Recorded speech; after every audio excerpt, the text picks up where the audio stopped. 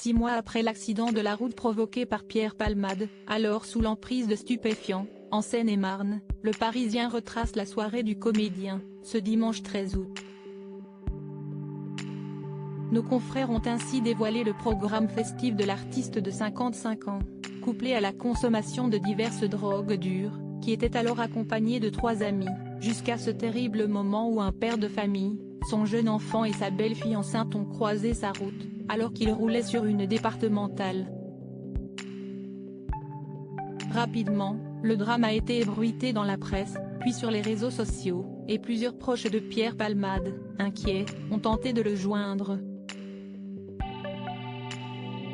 Comme le révèlent nos confrères, le portable de l'acteur se trouvait alors chez lui, dans sa maison de Célie-en-Bière. Les 2 passagers qu'il transportait dans son véhicule, le 3e ami avait déjà quitté la fête, ont en effet pris la fuite après l'accident pour marcher jusqu'à chez lui, où se trouvaient encore leurs affaires, et quitter le département pour rentrer à Paris. Sur le téléphone du comédien, laissé sur la table de la cuisine, des messages ont été laissés par son ami François Rollin, acteur et humoriste de 70 ans que l'on a pu voir dans la série télévisée Kaamelott. L'autre personnalité à avoir eu une pensée pour lui, alors que la terrible nouvelle avait été annoncée dans les médias, est l'auteur-compositeur Pachi Gara, que l'on avait notamment découvert dans les années 2000 lorsqu'il avait participé à la Star Academy. Alors que Pierre Palmade a été transporté à l'hôpital du Kremlin-Bicêtre, dans le Val-de-Marne, puis placé en service de réanimation, la personne s'occupant de faire le ménage chez l'artiste s'est rendue, samedi 11 février peu après 7 h du matin, à son domicile de Célie-en-Bière.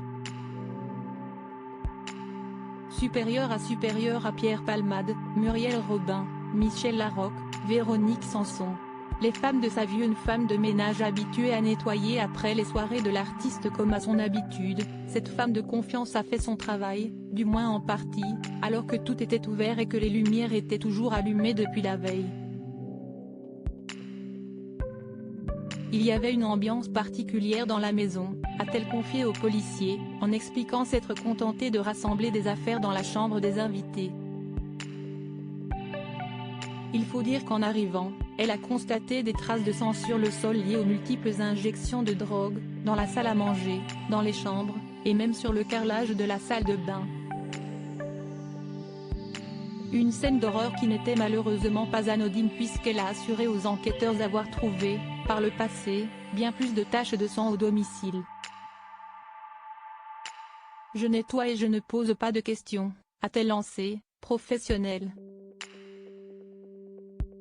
Article écrit avec la collaboration de 6 médias Crédit Photo, agence.